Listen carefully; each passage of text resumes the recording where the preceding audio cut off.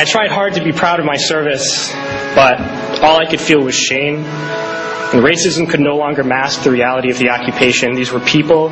These were human beings. I've since been plagued by guilt anytime I see an elderly man, like the one who couldn't walk, who we rolled onto a stretcher and told the Iraqi police to take him away. I feel guilt anytime I see a mother with her children, like the one who cried hysterically and screamed that we are worse than Saddam as we forced her from her home. I feel guilt anytime I see a young girl, like the one I grabbed by the arm and dragged into the street. We were told we were fighting terrorists. The real terrorist was me, and the real terrorism is this occupation. Racism within the military has long been an important tool to justify the destruction and occupation of another country. It has long been used to justify the killing, subjugation, and torture of another people. Racism is a vital weapon employed by this government. It is a more important weapon than a rifle, a tank, a bomber, or a battleship. It is more destructive than an artillery shell, or a bunker buster, or a Tomahawk missile. While all those weapons are created and owned by this government, they are harmless without people willing to use them. Those who send us to war do not have to pull a trigger or lob a mortar round. They do not have to fight the war, they merely have to sell the war. They need a public who is willing to send their soldiers into harm's way. They need soldiers who are willing to kill and be killed without question. They can spend millions on a single bomb, but that bomb only becomes a weapon when the ranks of the military are willing to follow orders to use it.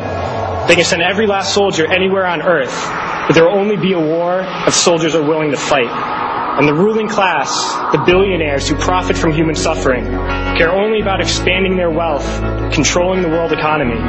Understand that their power lies only in their ability to convince us that war, oppression, and exploitation is in our interest. They understand that their wealth is dependent on their ability to convince the working class to die to control the market of another country. And convincing us to kill and die is based on their ability to make us think that we are somehow superior. Soldiers, sailors, Marines, airmen have nothing to gain from this occupation. The vast majority of people living in the U.S. have nothing to gain from this occupation. In fact, not only do we have nothing to gain, but we suffer more because of it. We lose limbs, endure trauma, and give our lives. Our families have to watch flag-draped coffins lowered into the earth. Millions in this country without health care, jobs, or access to education must watch this government squander over $450 million a day on this occupation.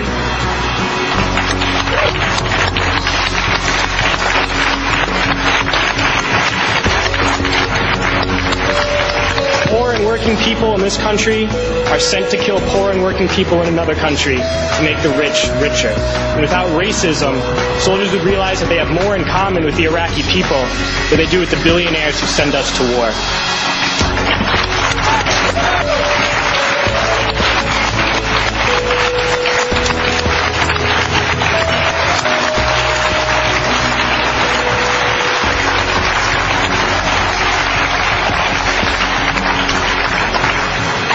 I threw families onto the street in Iraq, only to come home and find families thrown onto the street in this country, in this tragic and unnecessary foreclosure crisis.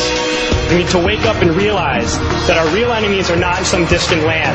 They're not people whose names we don't know and cultures we don't understand. The enemy is people we know very well and people we can identify.